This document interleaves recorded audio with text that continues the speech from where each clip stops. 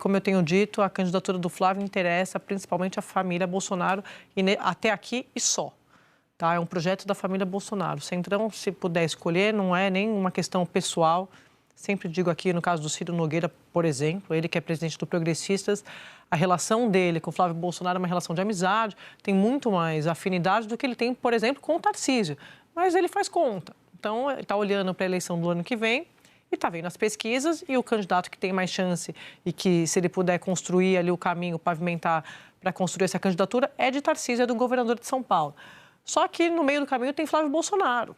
E Flávio Bolsonaro, até aqui, não tem feito nenhum movimento de que vai recuar. Muito pelo contrário. Ele está fazendo conversas com o mercado financeiro, está pedindo ajuda, está pedindo conversas com o próprio Centrão, dizendo que foi escolhido pelo pai, que está em missão, que acha que dá para construir. E aí é muito engraçado, né? Porque eles usam a pesquisa que ele fala, eu largo bem na pesquisa. Sim, mas não tem chegado, é só olhar o segundo turno. Bom, e a pesquisa tem uma rejeição de 62%, né? Sim. É o pré-candidato mais rejeitado, né? Isso é um fator. Sim, não, super. Né? Isso deveria ser o definidor ali para ele continuar ou não. Mas até aqui tem dito que vai ficar nessa disputa. O Centrão acionou também esse modo desespero, no sentido de que não sabe o que fazer. Primeira vez que eu vejo esses grandes líderes sem uma resposta muito clara. Porque no primeiro momento o Flávio anuncia naquela sexta, naquele primeiro fim de semana, política é isso, né? Construção. Eles, não, calma, vamos ver se ele está blefando ou não. E eu dizia, olha, pelas informações que eu tenho, não está blefando. O pai... Porque para a família Bolsonaro foi interessante, foi uma jogada interessante. O Bolsonaro, de fato, na prisão ia ser esquecido. Tudo que o Centrão, estou falando isso há um ano aqui, tudo que o Centrão queria era que a justiça resolvesse a questão de Bolsonaro, porque eles publicamente não iam abandonar Bolsonaro. É muito ruim para eles ficar fazendo esse movimento público que poderia parecer uma traição, uma deslealdade. Então, no momento que o Supremo define a situação de Jair Bolsonaro, para eles estava, ufa, vamos conseguir página virada, vamos resolver a nossa vida. Nossa vida é construir a candidatura do Tarcísio, coloca o Zema na vista e tal. E aí, eles começaram a ver que não estava blefando, que era uma decisão de fato da família. Então, o Bolsonaro fez essa jogada aqui para a família de mestre, deixa a família em evidência, tem uma vitrine, eles são uma marca, a marca Bolsonaro também que vende, que tem muita repercussão, engaja, então eles continuam com isso vivo, porque se eles lançam o Tarcísio já fez o gesto, a turma do Tarcísio já considera que ele fez o gesto para os radicais lá no 7 de setembro. A conta dele está paga, não teria que fazer mais nada daqui para frente, a não ser o indulto, que eu sempre disse aqui, qualquer candidato de direita vai indultar. Isso aqui está posto. Ou pelo menos promete que vai indultar, não sabemos, porque na política tudo pode acontecer. Mas tem esse discurso.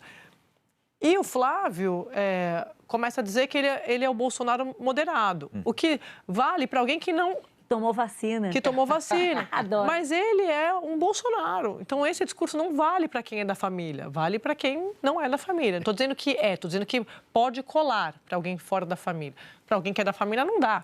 Então, realmente, o Centrão está olhando e aí, para fechar esse comentário, Dani, passando para você, o Centrão olha e pensa, pode ser que a gente vá parar no colo do governo. Porque com Flávio Bolsonaro nós não vamos. Mas será? Tem setor... Eles não vão? Depende do Centrão. Depende de qual Centrão. Porque tem uma questão muito, para mim, que é... Racha o Centrão, né? Para mim, que resume muito, que é o seguinte... Esses partidos têm muitos palanques. Isso. Então, assim, como é que o PP faz no Nordeste, apoiando Flávio Bolsonaro? Como é que faz? Porque é isso, o Ciro Nogueira é um político pragmático. Ele amaria se o Flávio tivesse chance, já estava embarcado, porque num governo Bolsonaro ele vai ser o primeiro-ministro. Num governo Tarcísio, não vai acontecer isso. Mas como é que o PP apoia, estou falando assim, fechar a questão, né? Nós vamos com o Flávio. Mas o PP fechar a questão é difícil. Então, é isso que eu estou falando. Né? Estou falando assim, de ir com o bloco, o partido fechar. O governo e apoiou, queria que expulsou o ministro para o ministro sair do governo, depois nomeou outro ministro. É tipo isso que os caras fazem, né, Dani? Pois é, e eu acho importante a gente, uma vez mais, pensar que os políticos são movidos por objetivos e não por valores. O objetivo da família Bolsonaro não é necessariamente recolocar um presidente de direita no Palácio do Planalto. O objetivo da família Bolsonaro é manter o controle da direita. E me parece que a candidatura do Flávio ajuda nesse objetivo. Mesmo que ele mantenha até o final e seja eventualmente derrotado, ele aposta que vai ser o presidenciável de direita mais votado e, consequentemente, ele mantém ali, sob o controle da família, esse grupo do eleitorado. E tem mais, né? Acho que para o PL é super interessante ter um candidato à presidência, porque você tem um candidato à presidência com o número 22, né? Isso pode maximizar a eleição de deputados federais, o que aumenta o bolo de recursos que o partido vai ter, o fundo, aumenta o peso no parlamento. A gente olha para todas as variáveis do que está envolvido e parece fazer bastante sentido. Um elemento que era colocado até no início, mas o Flávio vai ficar sem mandato e, consequentemente, sem foro. Talvez isso seja bom, porque cai para a primeira instância, é um processo mais longo. Que muita gente do Centrão está me dizendo, que essa primeira análise, fica sem mandato. Eu ainda acho que ele quer o mandato, porque, enfim... Se puder escolher, claro. Mas que hoje eles enxergam, obviamente, um Supremo hostil à família Bolsonaro, com exceção de 2, 3 ministros. O resto, eles acham que não. E sabe que tem uma coisa, né? A gente esquece dessas coisas porque as coisas acontecem muito rapidamente. Mas o Flávio Bolsonaro, como senador na época do governo Bolsonaro, enterrou a CPI da Lava Toga. Lembram disso? Sim. Então, eu acho que ele tem essa fatura para cobrar do Supremo lá na frente. Olha, eu, Flávio, tenho jogo com vocês. Entendeu? Eu não sei exatamente aonde que isso vai dar, mas argumentos para conversar com o Supremo ele tem, né? Quando houve o momento mais crítico, onde se podia fazer uma CPI para investigar o Supremo Judiciário, ele foi lá e matou tudo, mandou todo mundo votar contra. A gente esquece, né? E quando perguntado sobre a eventualidade de um impeachment de ministro do Supremo, ele também desconversou, dizendo não é por aí, não é esse o caminho, etc. O que tem sido uma bandeira do grupo bolsonarista. Olha, gente, se a gente... Não digo nada se daqui a um tempo a gente não vê ministro do Supremo apoiando o Flávio Bolsonaro por trás. Não digo nada. E só para a gente ter mais um elemento que mostra que ele não dá nenhuma sinalização de que esteja disposto a desistir nesse momento, muito antes, pelo contrário. Basta ver que ele foi nas últimas 24 horas à rede social, às redes sociais dele, colocar ali um convite que ele aceitou de participar de uma conferência contra o antissemitismo, de combate ao antissemitismo em Israel, no final de janeiro, conferência que vai reunir ali muita gente do movimento judaico mais conservador do mundo, vai reunir, entre outros, o primeiro-ministro Benjamin Netanyahu, vai reunir representantes do governo húngaro, do Orbán, que se alia ali naquela onda da extrema-direita também. Tem o Santiago Abascal, que é o presidente do Vox, o partido da extrema-direita espanhola também. Ou seja, e o Flávio Bolsonaro e o Eduardo Bolsonaro ainda está lá também no convite, como sendo integrante do Congresso. Acho que eles vão ter que dar uma mexidinha nesse convite aí. É uma conferência onde o Eduardo Bolsonaro queria, né? Exatamente. Em circunstâncias normais, e o Flávio disse que queria, que aceitou o convite, se viu lisonjeado e tudo mais, vai estar lá. Ou seja, trabalhando também nessa ideia de que a família Bolsonaro continua nessa frente internacional dessa extrema-direita ultranacionalista,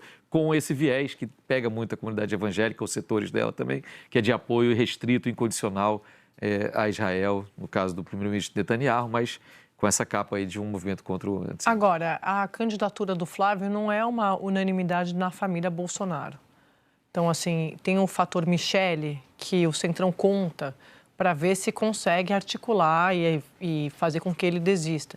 Porque quando eles falam de prisão domiciliar, o que eles estão alegando ali nos bastidores? Que na prisão ele está muito isolado, que conversa basicamente com o filho, é o único que é interlocutor. A Michele vai lá também, mas o Flávio é a pessoa que está dando ali a linha da política para ele. E que na prisão domiciliar, Michele teria mais influência ali para convencer de que, sua única saída, a solução política é você apoiar uma candidatura que tenha atração, que tenha chegada, pelo menos pelas pesquisas, ou tenha uma chance de chegada, né? Que não tenha uma rejeição tão alta. E aí que o que eles estão trabalhando nos bastidores é uma chapa Tarcísio-Zema. Porque eu falei assim, mas aí a Michele gostaria de ser vice? Não, a Michele vai para o Senado. Então, assim, perceba que essas peças estão se mexendo nos bastidores, porque você não tem um consenso nem dentro da família. Embora, publicamente, sim, pareça que sim, mas a gente viu recentemente a treta que deu lá no Palanque, no Ceará. E vão continuar se mexendo durante um tempo, eu acredito. Sim. Mas eu não acho que o Bolsonaro, embora esteja falando mais com o Flávio, que ele não esteja entendendo a situação. Eu acredito que ele, assim, por tudo que a gente viu, a forma como, inclusive, a crise com a Michelle Bolsonaro foi conduzida naquela ocasião em que ela foi para o Ceará e criticou uma possibilidade de uma aliança com Ciro Gomes, que estava realmente sendo articulada, a forma como ela foi atropelada dá para mim a ideia de que o Bolsonaro participou de todo o movimento, né? O Flávio vai lá na cadeia, sai, diz que pediu desculpas para a Michelle, né? Ela pede licença do PL Mulher, eles anunciam a candidatura, ela faz uma manifestação. Eu tenho a impressão de que tudo foi coordenado pelo pai, que tem, acima de tudo, esse cálculo. Vamos ter que ocupar esse espaço político até o final. Eu não sei, Sadi, se ele já não deu de barato que essa coisa do indulto é muito longe, entendeu? Sim. Antes dele ser preso, eu ouvia muito dos aliados dele sempre uma comparação com o presidente Lula, né, que fez exatamente isso, foi até o final, depois no final, quando ele entendeu que ele não ia ser candidato, ele designou praticamente o Haddad para ser candidato no lugar dele e foi numa aposta só até o final. Na época tinha advogados que defendiam que ele fizesse um acordo, outros que defendiam, o Zanin, que era o advogado que defendia que ele fosse até o final, venceu a disputa. Então eu acho que no bolsonarismo existe um pouco o Lula como espelho. Se o Lula voltou, por que eu não posso voltar? A dosimetria com 5 anos, de repente ele realmente pode voltar. Não agora, mas lá em 2030, né? Eu não sei o que é que se passa mas na cabeça dele, mas eu acho que ele fica fazendo esses cálculos. E manter o controle da direita é fundamental. É fundamental, sem dúvida. Mas tem uma diferença para o Lula, que é o campo do Lula queria o Lula. E sim, tem isso. O campo de Bolsonaro não quer Bolsonaro. Jair, eu tô falando. Não quer nem Flávio. Talvez esteja na conta do campo, não do Jair. Não está na conta do Jair, com certeza. Mas eu acho que tem uma certa onipotência, que é característica desse tipo de político, né? Seja de esquerda ou de direita. O cara se julga, ele acredita que ele é um Messias, né? Sempre acreditou. Então ele se julga meio insubstituível. Eu vou até o final porque eu quero ver como eles vão fazer sem mim. E essa coisa, eu sempre disse aqui, realmente, o bolsonarismo é maior do que Bolsonaro. Mas Bolsonaro é o principal líder do campo. Continua sendo que nós estamos às voltas aqui, nós que cobrimos política, discutindo uma decisão de Jair Bolsonaro para a disputa de 2026. E veja que ele vai dar uma entrevista hoje, né? Ele teve autorização para dar entrevista. Aí já cria mais fatos, já fala mais coisas. Mas isso é muito... Por isso que eu falei que é uma estratégia bem sucedida para a família Bolsonaro lançar o Flávio. Porque eles continuam controlando o ciclo de notícias. Porque se, de fato, eles saem de campo, essa turma que está sedenta por ocupar espaço, porque, de fato, quer virar a página de Jair Bolsonaro, realmente vai esquecer, deixa para lá, vai citar como... Só quer o bônus, que é o quê? O voto. Não tem que ficar carregando Jair Bolsonaro com essa rejeição. E aí não fecha a questão. Não fecha. Agora... Deixa lá, se lá no Nordeste vai ser para apoiar um cara de esquerda, ou o próprio Lula, ou ninguém, ou o Ciro, né? O cara, nenhum nem outro pega um Ciro, um treco assim, um candidato que não tenha muita chance. No Sul pode ser apoiar o Bolsonaro. Aí fica aquela coisa central mesmo, puro suco de centrão, cada um apoiando uma coisa em cada lugar do Brasil e faz a bancada, que é o que interessa para eles, terem acesso ao fundo. Não, para o Valdemar Costa Neto é o melhor negócio. O Valdemar é isso que a gente falou. Hoje a família Bolsonaro é sócia do PL nesse projeto, porque é isso, turbina o fundo, você mantém o recurso, você pode engordar as bancadas, de fato eles arrastam, né, a votação. E você tem um candidato à presidência do PL. Aí, no final da semana, uma turma do PL que não quer Flávio me dizendo, mas se o Tarcísio for, tem que vir para o PL, porque ser candidato. Aí eu falei, mas qual que vai ser a contrapartida para o Marcos Pereira, que é o presidente do Republicano? Todas essas variáveis vão ser discutidas. Eu ainda acredito que isso vai acontecer. Mas não dá para descartar que ele leve até o fim mesmo. Só que a família Bolsonaro, ela é all-in. É isso que você falou, que o Bolsonaro... fez a conta, comparando com o Lula, eles são all-in, ele vai indo, mas não tem... As pessoas acham que tem muito de improviso, tem método.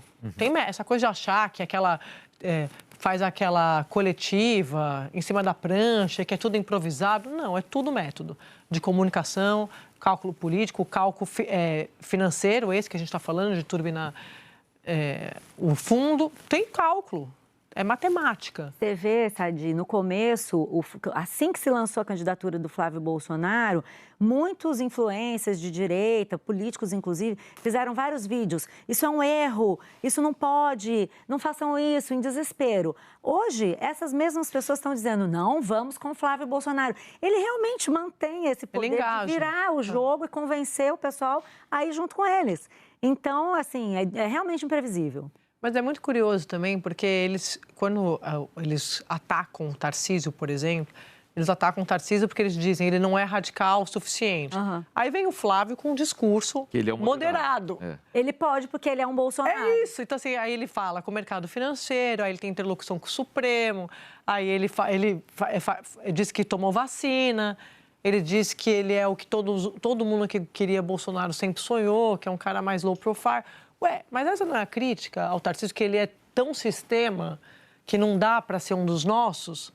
Então, o Flávio está dizendo, eu sou um de vocês, mas, na verdade, eu estou sendo... Porque é óbvio, eles sabem do que a gente sempre discute aqui. O que está em disputa é esse centro, que é o swing vote no Brasil, né? Vai para lá e vai para cá. Não vota no Bolsonaro de jeito nenhum. O trabalho dele vai ser esse, reduzir a rejeição. Mas não vejo também, eu não acho que ele quer ganhar a eleição. Estou com o Daniel, ele não está preocupado em ganhar a eleição. Ele está olhando lá na frente. Ganhar seria um bônus, mas... se ganhar a eleição, ótimo. Mas lógico. Se não ganhar também, fizemos a nossa parte. E ainda segue dono desse espólio. Exato. Isso aí. Entendeu? É isso. E 2030 é logo ali, a gente pode reconfigurar Nós estamos descobrindo que o Brasil tem monarquias, né? É verdade. Dinastias. Descobrindo não, já sabíamos, mas, pô, essa aí tá... O fato de termos dinastias em 2025 é que nos surpreende às vezes, né?